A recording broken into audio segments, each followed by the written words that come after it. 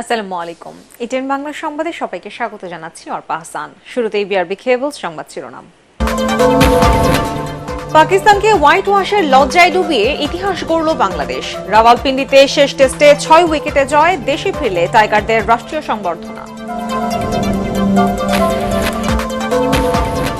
জাতীয় ঐক্যমত প্রতিষ্ঠার সংবাদপত্রে সরকারের ভুল ত্রুটি তুলে ধরার আহ্বান প্রধান উপদেষ্টার। সাংবাদিকদের বিরুদ্ধে গণহারে মামলা বন্ধের অনুরোধ সম্পাদকদের। অবৈধ অস্ত্র উদ্ধারে মধ্যরাত থেকে সারা দেশে যৌথ বাহিনীর অভিযান শুরু। ধরা হবে তালিকাভুক্ত সন্ত্রাসী এবং মাদকের গডফাদারদেরও, জানালেন স্বরাষ্ট্র উপদেষ্টা। মানহানির 5 মামলায় খালাস পেলেন খালেদা জিয়া। সিএমএম কোর্টের রায়, বিডিআর হত্যাকাণ্ডের পুনঃতদন্ত করে দোষীদের শাস্তি নিশ্চিতের দাবি বিএনপির।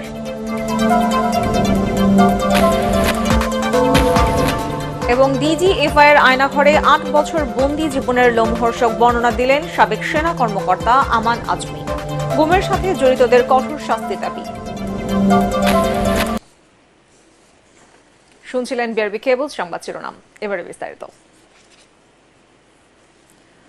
পাকিস্তানকে হোয়াইট ওয়াশ করে দেশের ক্রিকেটে নতুন এক অধ্যায়ের সূচনা করল বাংলাদেশ। রাওয়ালপিন্ডিতে তাদের 2-0 হারিয়ে বিদেশের মাটিতে তৃতীয়বারের মতো সিরিজ জিতল লাল সবুজের দল। দ্বিতীয় ও শেষ টেস্টে পাকিস্তানকে 6 উইকেটে হারিয়ে অবিস্মরণীয় জয় পেয়েছে টাইগাররা। ম্যাচ সেরা হয়েছেন লিটন দাস আর সিরিজ সেরা মেহেদী হাসান মিরাজ। স্মরণীয় এই জয়ের পর বাংলাদেশ দলকে অভিনন্দন জানিয়েছেন রাষ্ট্রপতি, প্রধান উপদেষ্টা এবং যুব ও ক্রীড়া উপদেষ্টা। পরাগারমানের রিপোর্টে বিস্তারিত। Third test series victory away from home. ইতিহাসের প্রেক্ষাপট প্রস্তুতি ছিল। সকাল থেকেই ছিল আনন্দ উল্লাসের অপেক্ষা। চতুর্থ ইনিংসের ব্যাটিং চ্যালেঞ্জ পেছনে ফেলে পাকিস্তানকে 6 উইকেটে হারিয়ে দেশীয় ক্রিকেটের মুকুটে আরও একটি সাফল্যের পালক জুড়ে দিলেন শান্ত মুশফিক সাকিবরা। পাকিস্তানকে তাদেরই মাটিতে বাংলা ওয়াশ করে ইতিহাস গড়ল নতুন দিনের বাংলাদেশ। 56তম ওভারে সাকিব আল হাসান আবরার আহমেদের বল কাবার অঞ্চল দিয়ে বাউন্ডারি হাঁকাতেই ইতিহাসের জন্ম দেয় বাংলাদেশ। প্রথম টেস্টে 10 উইকেটে জয়ের পর দ্বিতীয় ম্যাচে পাকিস্তানকে 6 উইকেটে হারিয়ে সিরিজ 2-0 জিতে হোয়াইট ওয়াশ করল লাল সবুজের দল। অবশ্য 185 রানে জয়ের লক্ষ্যে নেমে আগের দিন বিনা উইকেটে 42 রান তুলতেই জয়ের সুবাস পেয়ে যায় নাজমুল হোসেন শান্তর দল। শেষ দিনে বাকি ছিল আনুষ্ঠানিকতার। দলের 58 রানে জাকিরের বিদায়ের পর 70 রানে সাদমানকেও হারায় বাংলাদেশ। তবে লাঞ্চ বিরতি পর্যন্ত 2 উইকেট হারানো টাইগারদের পুঁজিতে জমা 122 রান। জয় থেকে তখনও 68 রান দূরে বাংলাদেশ। 38 রানের পুঁজিতে শান্ত সাজ করে ফেরার পর মমিনুল আউট হন 34 রানে। তখনও জয়ের জন্য টাইগারদের প্রয়োজন 32 রান। নতুন কোনো ঘটনা ঘটেনি। সাকিব আল হাসানকে নিয়ে দলকে জয়ের ঠিকানায় পৌঁছে দেন মুশফিকুর রহিম। এর আগে পাকিস্তানের 274 রানের জবাবে প্রথম ইনিংসে 262 রানে অল আউট হয়েছিল বাংলাদেশ। টাইগারদের পেস আক্রমণে পাকিস্তানের দ্বিতীয় ইনিংস গুটিয়ে যায় 172 রানে। পরাগারমান, এটিএন বাংলা।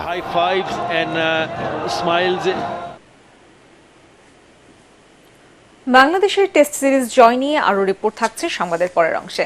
এবার অন্যান্য প্রসঙ্গ। জাতীয় ঐক্যমত প্রতিষ্ঠায় গণমাধ্যমকে সমাজের নানা অসঙ্গতি সহ সরকারের ভুল ত্রুটি তুলে ধরার আহ্বান জানিয়েছেন অন্তর্বর্তী সরকারের প্রধান উপদেষ্টা ডক্টর মোহাম্মদ ইউনূস। পত্রিকার সম্পাদকদের সঙ্গে বৈঠকে রাষ্ট্র সংস্কারে গণমাধ্যম সহ সবার সহযোগিতা চান তিনি। এ সময় সম্পাদকরা যাচাই বাছাই ছাড়া গণহারে হত্যা মামলা দেয়া বন্ধ করতে ডক্টর ইউনূসের প্রতি অনুরোধ জানান। তথ্য প্রযুক্তি ও সাইবার নিরাপত্তা আইনের মতো গণমাধ্যম নিয়ন্ত্রণের কালা কানুন বাতিলের দাবিও জানান সম্পাদকরা। বিস্তারিত জানাচ্ছেন সৈয়দ রিয়াজ। রাষ্ট্রীয় অতিথি ভবন যমুনায় অন্তর্বর্তীকালীন সরকারের প্রধান উপদেষ্টা ডক্টর মোহাম্মদ ইউনূসের সঙ্গে মতবিনিময় করেন দেশের বিভিন্ন দৈনিক পত্রিকার 20 জন সম্পাদক। বৈঠকে সম্পাদকরা এজেন্ডা অনুযায়ী কাজ করতে সরকারকে পূর্ণ সহযোগিতার আশ্বাস দেন। বলেন, অন্তর্বর্তী সরকারের মেয়াদকাল বেঁধে দিলে রাষ্ট্র সংস্কার ব্যাহত হবে। সংবিধান পরিবর্তন, স্থানীয় সরকার ব্যবস্থাকে শক্তিশালী করা, নির্বাচন কমিশন সহ স্বায়ত্তশাসিত প্রতিষ্ঠানগুলোকে সংস্কারের মাধ্যমে গণমুখী করে গড়ে তোলার প্রস্তাব করেন তারা। জানান, এসব বাস্তবায়নে জাতীয় ঐক্যমতের প্রয়োজন। দুর্নীতি দমন কমিশনকে স্বাধীনভাবে কাজ করার সুযোগ সৃষ্টি, যাচাই বাছাই ছাড়া গণহারে হত্যা মামলা বন্ধ ও সাংবাদিকদের বিরুদ্ধে কালো আইন সংস্কারের পরামর্শ দেন সম্পাদকরা। সাংবাদিকদের ব্যাপারে যে এরকম যত্রতত্র খুনের মামলা হচ্ছে, এটা যেন বন্ধ হয় এবং এই ব্যাপারে সরকার যেন সুস্পষ্ট একটা অবস্থান নেন। কনস্টিটিউশনাল রিফর্মের যে ব্যাপারটা, জুডিশিয়ারির ইন্ডিপেন্ডেন্স, তারপরে পুলিশ রিফর্ম, এগুলোর আমরা পরিবর্তন চাই, এগুলোর আমরা গণতান্ত্রিক রিফর্ম চাই। বৈঠক শেষে রাজধানীর ফরেন সার্ভিস একাডেমিতে ব্রিফিংয়ে ডক্টর মোহাম্মদ ইউনূসের প্রেস সচিব বলেন, রাষ্ট্রের মধ্যে বিদ্যমান অসঙ্গতি ও সরকারের ভুল ত্রুটির গঠনমূলক সমালোচনাকে স্বাগত জানাবে সরকার। রাষ্ট্র সংস্কারে যতদিন প্রয়োজন ততদিন অন্তর্বর্তী সরকারকে ক্ষমতায় থাকার পরামর্শ দিয়েছেন সম্পাদকরা। প্রধান উপদেষ্টা বারবার বলেছেন, এটা আমাদের জন্য মস্ত বড় সুযোগ, এই সুযোগটা আমাদের কাজে, এই সুযোগ it's a life time opportunity দেশটাকে মেরামত করার জন্য। খুবই একজন লিডিং এডিটর বলেছেন যে it should be between 2 and 3 years। ঠিক আছে, আরও একজন বোধহয় 2 বছরের কথা বলেছেন। অনেকে আবার দেখেছেন যে না, যে এজেন্ডাটা বা যেই ধরনের রিফর্ম ক্যারি আউট করতে হবে, তো আগেই আসলে টাইমটা ঠিক করে দেওয়াটাও যায় না। এদিকে বৈষম্য বিরোধী ছাত্র আন্দোলনে সংযুক্ত আরব আমিরাতে গ্রেপ্তার 57 প্রবাসীর সবাইকে ক্ষমা করে দেওয়ায় দেশটির সরকারকে ধন্যবাদ জানান প্রধান উপদেষ্টা ডক্টর মোহাম্মদ ইউনূস। সৈয়দ রিয়াজ, এটিএন বাংলা, ঢাকা। কাল থেকে অবৈধ অস্ত্র উদ্ধারে সারা দেশে শুরু হবে যৌথ বাহিনীর অভিযান। রাত 12টার পর থেকেই এই অভিযান শুরু হবে বলে জানিয়েছে স্বরাষ্ট্র উপদেষ্টা অবসরপ্রাপ্ত লেফটেন্যান্ট জেনারেল জাহাঙ্গীর আলম চৌধুরী। সচিবালয়ে তিনি বলেন, তালিকাভুক্ত সন্ত্রাসী ও মাদকের গডফাদারদেরও ধরা হবে। এ সময় উপদেষ্টা আরও জানান, মিয়ানমার সীমান্তে সমস্যা নিরসনে কাজ করছে সরকার। এদিকে আজকের মধ্যে স্বেচ্ছায় অস্ত্র জমা না দিলে আইনি ব্যবস্থা নেওয়া হবে বলে জানিয়েছেন পুলিশ সদর দপ্তর। গত 5 আগস্ট আওয়ামী লীগ সরকার পতনের পর সারা দেশের বিভিন্ন থানা ও ফাঁড়িতে অগ্নিসংযোগ ও হামলা করে দুর্বৃত্তরা, লুট করে অস্ত্র ও গোলাবারুদ। পুলিশ সদর দপ্তর জানায়, এ পর্যন্ত সারা দেশে বিভিন্ন ধরনের 3,880টি অস্ত্র উদ্ধার হয়েছে। 2,86,353 রাউন্ড গুলি, 22,201টি টিয়ার শেল এবং 2,139টি সাউন্ড গ্রেনেড উদ্ধার করা হয়।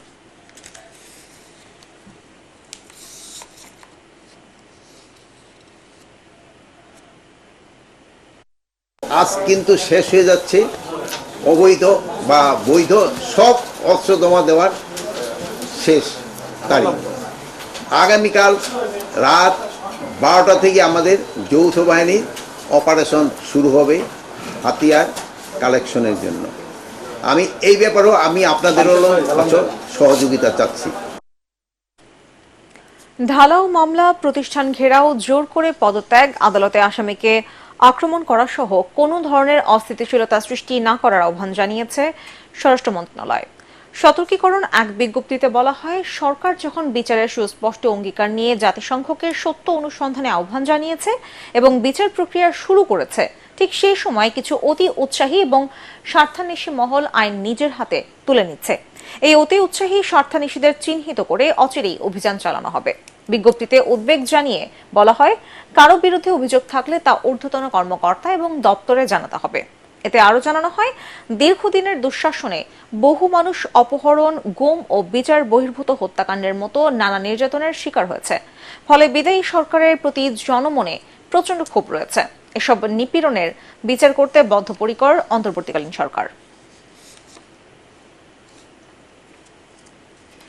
মানহানির 5 মামলায় খালাস পেলেন বিএনপি চেয়ারপারসন বেগম খালেদা জিয়া। 2016 সালে আওয়ামী লীগ সরকারের আমলে ভুয়া জন্মদিন পালন ও মুক্তিযুদ্ধকে কলঙ্কিত করার অভিযোগে সাবেক এই প্রধানমন্ত্রীর বিরুদ্ধে মামলা করে জননেত্রী পরিষদের সভাপতি এবি সিদ্দিকী।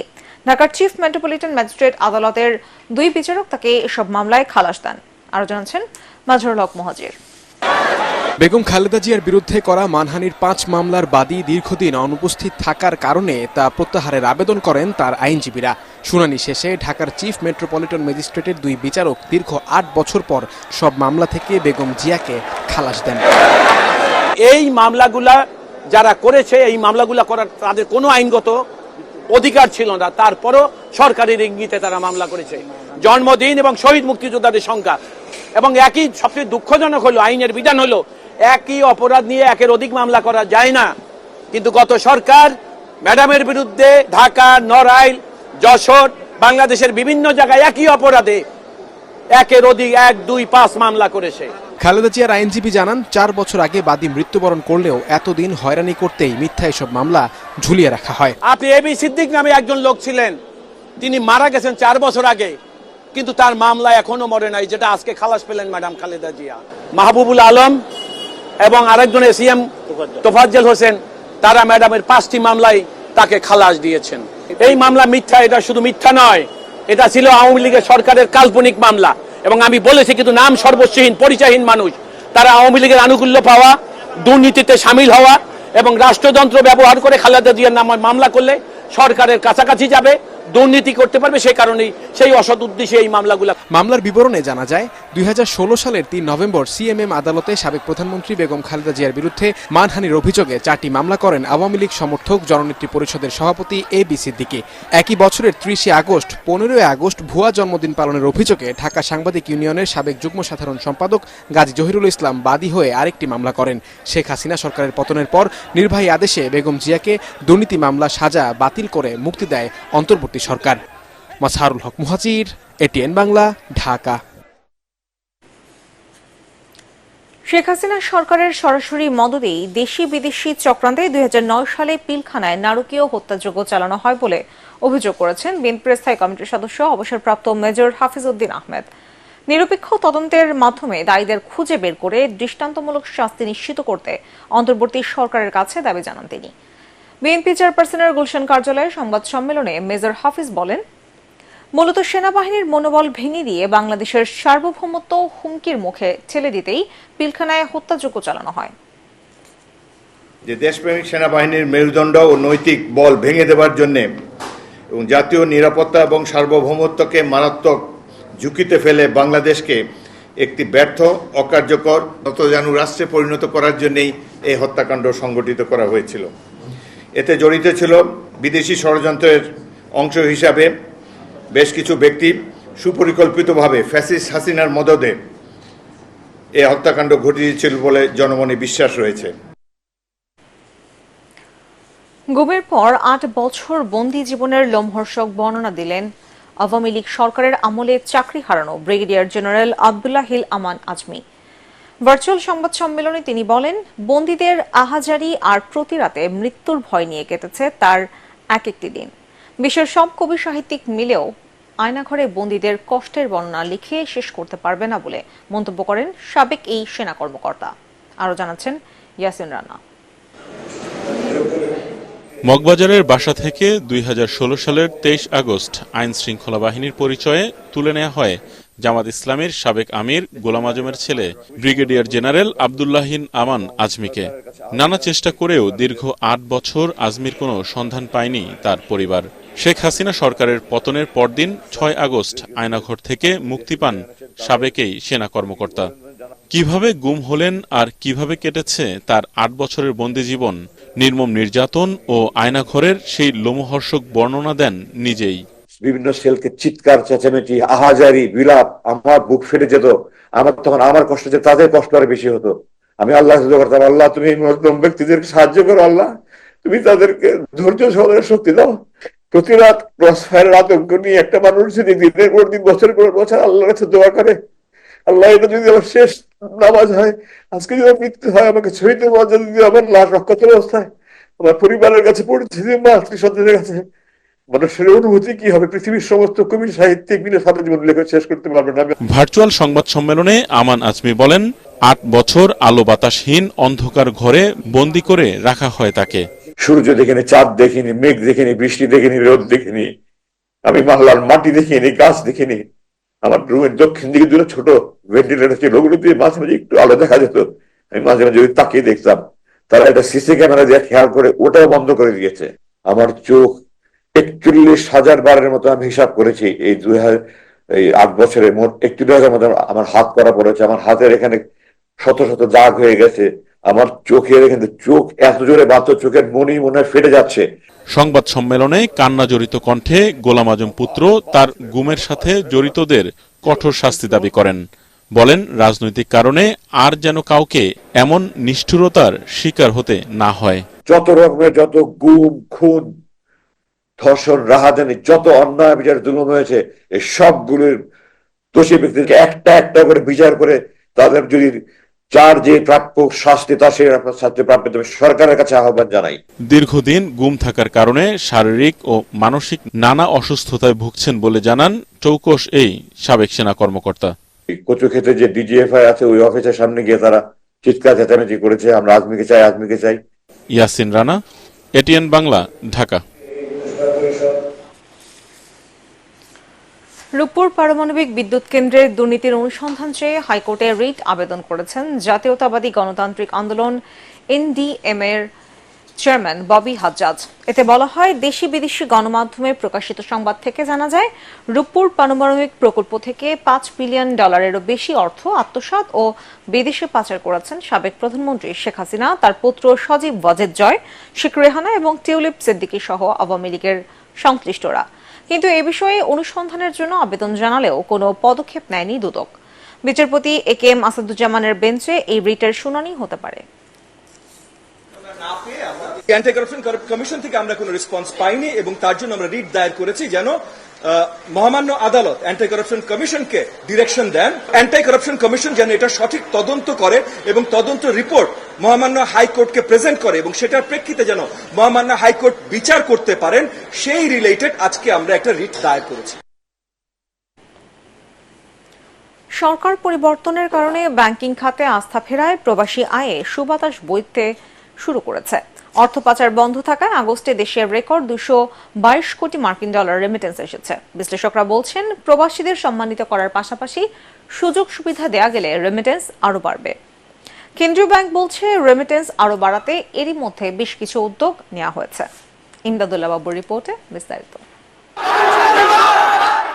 বৈষম্য বিরোধী ছাত্র আন্দোলন চলাকালে শিক্ষার্থীদের প্রতি সমর্থন জানিয়ে রেমিটেন্স প্রবাহ বন্ধ রেখেছিলেন প্রবাসী কর্মীরা। এর প্রেক্ষিতে আগস্টের প্রথম দিকে আসে মাত্র $96.6 মিলিয়ন প্রবাসী আয়। আওয়ামী লীগ সরকার পতন হলে বাড়তে থাকে রেমিটেন্স প্রবাহ। গেল মাসে 168টি দেশ থেকে 1 কোটিরও বেশি প্রবাসী কর্মী $222 কোটি রেমিটেন্স দেশে পাঠিয়েছেন, যা 2023 সালের আগস্ট মাসের চেয়ে 39% বেশি। কেন্দ্রীয় ব্যাংক বলছে, ডলারের বাজার দর এক্ষেত্রে গুরুত্বপূর্ণ ভূমিকা রেখেছে। আগে যে 2 পয়েন্ট ব্যান্ডটা ছিল সেটাকে ইনক্রিজ করে একটু বাড়ানো হয়েছে, যার ফলে রেটটা অনেকটা মার্কেট বেসড হয়েছে। এছাড়া বিভিন্ন সংস্কার কার্যক্রমের ফলে ব্যাংকিং সিস্টেমেও একটা ইতিবাচক ধারা পরিলক্ষিত হচ্ছে।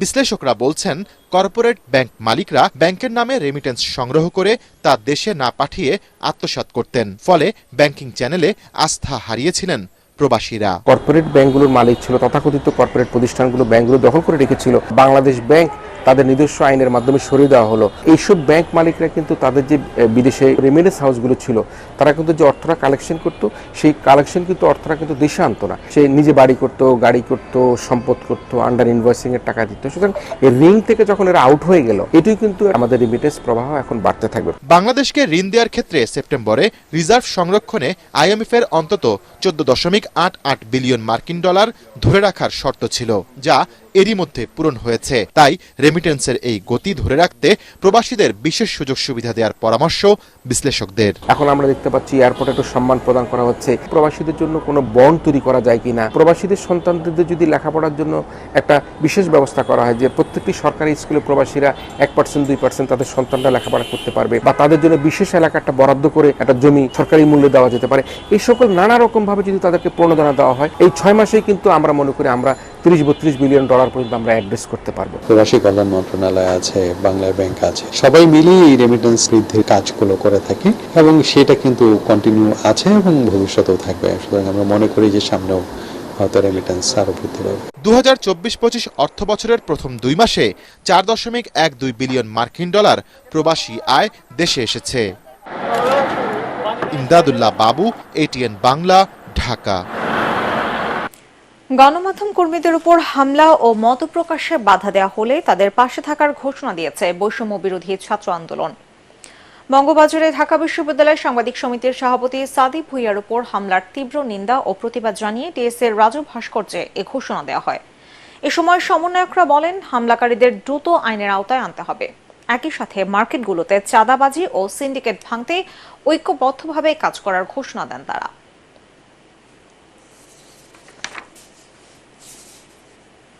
সাতক্ষীরায় শেখ হাসিনার গাড়িবহরে হামলার মামলায় দীর্ঘ 4 বছর কারাভোগের পর জামিনে ছাড়া পেলেন সাবেক সংসদ সদস্য বিএনপি নেতা হাবিবুল ইসলাম হাবিব। 2002 সালে সাতক্ষীরার কলওয়ারা থানা এলাকায় শেখ হাসিনার গাড়িবহরে হামলার ঘটনার 12 বছর পর মামলা দায়ের করা হয়। ওই মামলায় বিএনপি নেতা হাবিব সহ 50 নেতাকর্মীকে অস্ত্র ও বিস্ফোরক আইনে বিভিন্ন মেয়াদে সাজা দেন বিচারিক আদালত।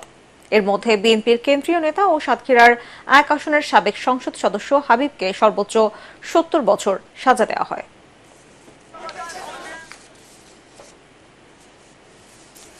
রাজনীতিবিদদের মন মানসিকতার পরিবর্তন ছাড়া রাজনীতির পরিবর্তন সম্ভব নয় বলে মনে করেন বক্তারা। রাজনৈতিক দলগুলোর গুণগত মান বৃদ্ধি ও সংস্কারে অন্তর্বর্তী সরকারকে সহযোগিতার আহ্বান জানিয়েছেন বিভিন্ন রাজনৈতিক দল, সুশীল সমাজ ও ছাত্র প্রতিনিধিরা। গণতন্ত্রের উত্তরণে রাজনৈতিক দলের ভূমিকা বিষয়ে গোলটেবিল বৈঠকে তারা এসব কথা বলেন। এ সময় বিগত সরকারের সময় অর্থ পাচারকারী ও গণহত্যায় অভিযুক্ত সবাইকে শাস্তির আওতায় আনার দাবি জানান বক্তারা।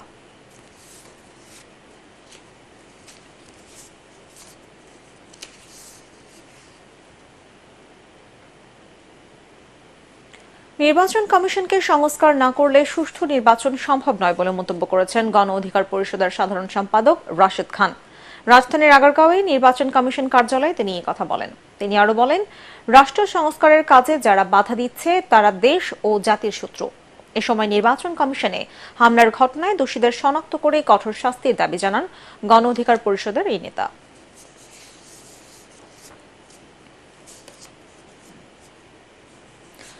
ফেনীসহ পূর্বাঞ্চলের 11 জেলায় বন্যায় 71 জনের মৃত্যু হয়েছে। এর মধ্যে ফেনীতে সবচেয়ে বেশি 28 ও কুমিল্লায় 19 জন। ক্ষতিগ্রস্ত হয়েছে প্রায় 50 লাখ মানুষ। এসব তথ্য জানিয়েছে দুর্যোগ ব্যবস্থাপনা ও ত্রাণ মন্ত্রণালয়। বন্যার মোট ক্ষয়ক্ষতি নিরূপণে কাজ চলছে বলে জানান দুর্যোগ ব্যবস্থাপনা উপদেষ্টা। জাতিসংঘ সহ বিদেশি অনেক দাতা সংস্থা ক্ষতিগ্রস্তদের আর্থিক অনুদান দেওয়ার প্রতিশ্রুতি দিয়েছে বলে জানান তিনি। প্রধান উপদেষ্টার ত্রাণ তহবিলে 1 কোটি টাকা অনুদান দিলেন পিএইচপি গ্রুপের চেয়ারম্যান 21 পদকপ্রাপ্ত ব্যক্তিত্ব সুফি মিজানুর রহমান। সম্প্রতি আকস্মিক বন্যায় প্রায় 1,500 ক্ষতিগ্রস্ত মানুষকে মুহুরীগঞ্জ স্টিল মিল কারখানায় আশ্রয় এবং 3 বেলা খাবারের ব্যবস্থা করে প্রশংসিত হয়েছে দেশের শীর্ষস্থানীয় শিল্প গ্রুপটি। সকালে দুর্যোগ ব্যবস্থাপনা ও ত্রাণ মন্ত্রণালয়ের উপদেষ্টা ফারুক ই আজমের কাছে সুফি মিজানুর রহমানের পক্ষে চেক হস্তান্তর করেন পিএইচপি ফ্যামিলির কর্মকর্তারা। এ সময় উপস্থিত ছিলেন দুর্যোগ ব্যবস্থাপনা ও ত্রাণ মন্ত্রণালয়ের যুগ্ম সচিব আঞ্জুম চন্দ্রপাল, পিএইচপি ফ্যামিলির vice president Mohammad Mohsin, senior executive director Mostafa Jamal Hossain, senior general manager Sheikh Kutubuddin, finance and commerce শাখার সিনিয়র ডিজিএম জীবন বান্ডা। এবারে আল আরাফা ইসলামী ব্যাংক অর্থ সংবাদ।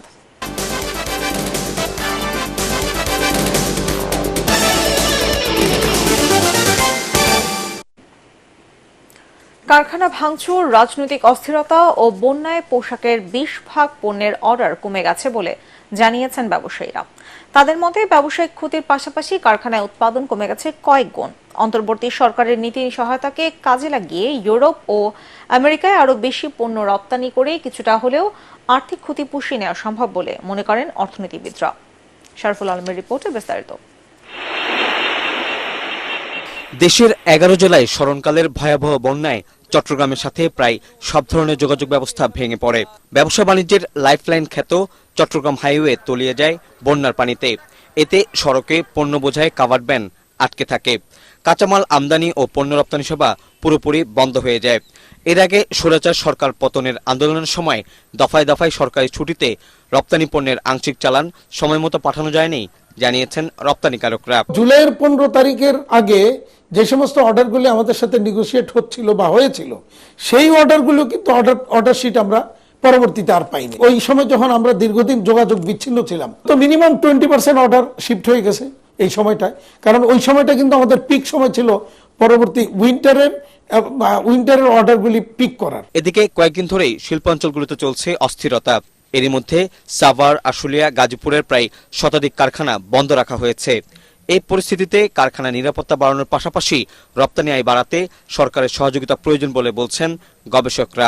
রাজনৈতিক, অর্থনৈতিক, সামাজিক পরিবর্তনগুলো ঘটে, সেটা যে কোনো বাজারের জন্যই কিন্তু অনিশ্চয়তার পরিস্থিতি তৈরি করে। তো সেই জায়গাটিতে যতটা দ্রুত সম্ভব অন্তর্বর্তী সরকার বিজনেস কনফিডেন্স তৈরি করতে পারে, এটা একটা গুরুত্বপূর্ণ দিক। আমাদের রপ্তানিকারকদের উচিত হবে দ্রুততর সময় তারা যদি বাংলাদেশে একটা এক্সপো করতে পারেন এবং সেই এক্সপোতে যদি মূল যারা ব্র্যান্ড বায়ার তাদেরকে যদি এখানে আমন্ত্রণ জানাতে পারেন, তাতে যেটা হবে তারা দেখে গেলেন যে আমাদের এখানে কি ধরনের পরিস্থিতিগত উন্নতি হচ্ছে এবং তারা নিজের চোখে দেখে গেলে তাদের কনফিডেন্সটি বাড়বে। এটা অন্তর্বর্তী সরকারেরও উচিত হবে সংশ্লিষ্ট আমদানিকারক দেশ যেগুলো রয়েছে, ইউরোপ, ইউএসএ, অস্ট্রেলিয়া, কানাডা, এই সমস্ত দেশগুলোর কাছে বার্তা পাঠানো সরাসরি। দেশের প্রধান রপ্তানি শিল্পের নিরাপত্তায় সরকার শিল্পাঞ্চলগুলোতে যৌথ অভিযান পরিচালনা শুরু করেছে। বিশ্লেষকদের মতে এতে স্থিতিশীলতা বেড়ে আবারও পণ্য উৎপাদনে মুখরিত হবে কারখানা, বাড়বে রপ্তানি আয়ও। শরফুল আলম, এটিএন বাংলা, ঢাকা। এবারে আন্তর্জাতিক সংবাদ।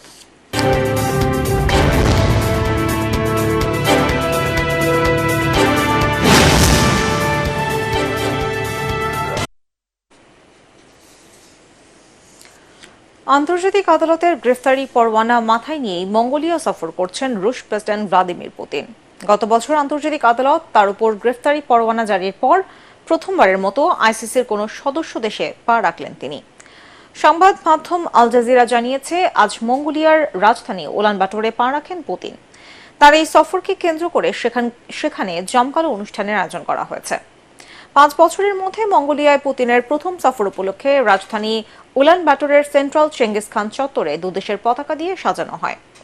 সেখানে মঙ্গোলিয়ার প্রেসিডেন্ট উখনাগিন খুরেলসুখের সঙ্গে সাক্ষাৎ করেন পুতিন।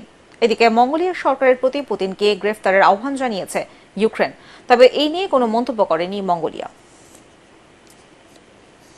ছাত্র জনতার গণ অভ্যুত্থান নস্যাৎকারীদের বিচার, ফ্যাসিস্ট সরকারের দালালি করে জাতীয় কবিতা পরিষদের ভাবমূর্তি ক্ষুণ্ণকারীদের বিচারের দাবিসহ বেশ কিছু প্রস্তাবনা নিয়ে হয়ে গেল জুলাই আগস্ট বিপ্লবের কবিতা পাঠ। জাতীয় কবিতা পরিষদের আয়োজনে বিকেলে ঢাকা বিশ্ববিদ্যালয়ের হাকিম চত্বরে এতে অংশ নেন সারা দেশের অর্ধশতাধিক কবি। কবিতা পরিষদের আহ্বায়ক মোহন রায়হানের সভাপতিত্বে সারা দেশে অসাম্প্রদায়িক, গণতান্ত্রিক, প্রগতিশীল, মুক্তমনা লেখক, কবি, শিল্পীরা আবৃত্তি করেন কবিতা। বন্যায় ক্ষতিগ্রস্তদের সহায়তার জন্য তহবিল সংগ্রহ করা হয় এই আয়োজনে।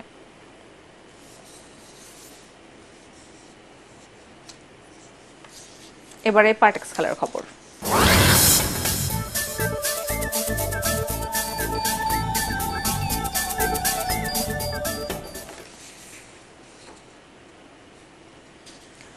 দুই ম্যাচের টেস্ট সিরিজে পাকিস্তানকে হোয়াইট ওয়াশ করায় বাংলাদেশ ক্রিকেট দলকে সম্বর্ধনা দেওয়া হবে বলে জানিয়েছেন অন্তর্বর্তীকালীন সরকারের প্রধান উপদেষ্টা ডক্টর মোহাম্মদ ইউনুস।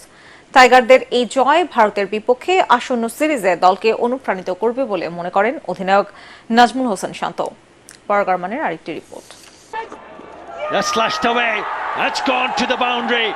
রাওয়ালপিন্ডিতে সিরিজের দ্বিতীয় টেস্ট 6 উইকেটে জিতেছে বাংলাদেশ। এই জয়কে মহিমান্বিত করেছে লিটন মিরাজের মহাবিপর্যয় সামাল দেয়ার অসীম সাহস। বাংলাদেশের জয় নিশ্চিত হওয়ার পর টাইগার অধিনায়ক নাজমুল হোসেন শান্তকে ফোন করে দলকে শুভেচ্ছা জানান অন্তর্বর্তীকালীন সরকারের প্রধান উপদেষ্টা ডক্টর মোহাম্মদ ইউনুস। বার্তায় তিনি বলেন, বাংলাদেশ দল দেশে ফেরার পর তাদেরকে সম্বর্ধনা দেয়া হবে এবং অপ্রতিরোধ্য বাংলাদেশের এই জয়ে টাইগারদের অভিনন্দিত করেছেন যুব ও ক্রীড়া উপদেষ্টা আসিফ মাহমুদ সজীব ভুইয়াও। ভবিষ্যতেও যাতে এটা সাস্টেইন করে এবং আমরা আরো ভালো করতে পারি সে বিষয়ে আমরা কাজ করে যাচ্ছি এবং কাজ করে যাব। প্রথম ইনিংসে পাকিস্তানের 274 রান তাড়া করতে নেমে 26 রানে 6 উইকেট হারিয়ে বিপর্যয়ে পড়ে বাংলাদেশ। সেখান থেকে লিটন মিরাজ 165 রানের অসাধারণ এক জুটি গড়ে দলের বিপর্যয় ঠেকান। মিরাজ 78 রানে আউট হলেও 138 রানের ইনিংস খেলেন লিটন দাস। ম্যাচ শেষে অধিনায়ক নাজমুল হোসেন শান্ত জানান, জয়ের এই ধারা যেন ভারত সিরিজেও অব্যাহত থাকে। তবে এখন জয়ের এই মুহূর্তটাকে স্মরণীয় করে রাখতে চান তারা। এ ধরনের অ্যাচিভমেন্ট আমার কাছে ব্যক্তিগতভাবে আমার কাছে বাংলাদেশ ক্রিকেটের one of the best movement আমার কাছে মনে হয়। আর মুশফিক ভাই, সাকিব ভাই যখন ব্যাটিং করছিল আমরা সবাই ড্রেসিং রুম থেকে যাচ্ছিলাম যে এই দুইজনই খেলাটা শেষ করুক। I never think about negative because if you think negative, definitely you cannot perform well in these conditions. চলতি মাসের দ্বিতীয় সপ্তাহেই 2টি টেস্ট ও 3টি টি-20 ম্যাচের সিরিজ খেলতে ভারত যাবে বাংলাদেশ ক্রিকেট দল। পরাগামান, এটিএন বাংলা। শেষ করার আগে বিআরবি কেবল সংবাদ শিরোনাম জানাবো আরেকবার। পাকিস্তানকে হোয়াইট ওয়াশের লজ্জায় ডুবিয়ে ইতিহাস গড়ল বাংলাদেশ। রাওয়ালপিন্ডিতে শেষ টেস্টে 6 উইকেটে জয়, দেশে ফিরলে টাইগারদের রাষ্ট্রীয় সংবর্ধনা। জাতীয় ঐক্যমত প্রতিষ্ঠায় সংবাদপত্রে সরকারের ভুল ত্রুটি তুলে ধরার আহ্বান প্রধান উপদেষ্টার। সাংবাদিকদের বিরুদ্ধে গণহারে মামলা বন্ধের অনুরোধ সম্পাদকদের। অবৈধ অস্ত্র উদ্ধারে মধ্যরাত থেকে সারা দেশে যৌথ বাহিনীর অভিযান শুরু। ধরা হবে তালিকাভুক্ত সন্ত্রাসী এবং মাদকের গডফাদারদেরও, জানালেন স্বরাষ্ট্র উপদেষ্টা। মানহানির 5 মামলায় খালাস পেলেন খালেদা জিয়া। সিএমএম কোর্টের রায়, বিডিআর হত্যাকাণ্ডের পুনঃ তদন্ত করে দোষীদের শাস্তি নিশ্চিতের দাবি বিএনপির।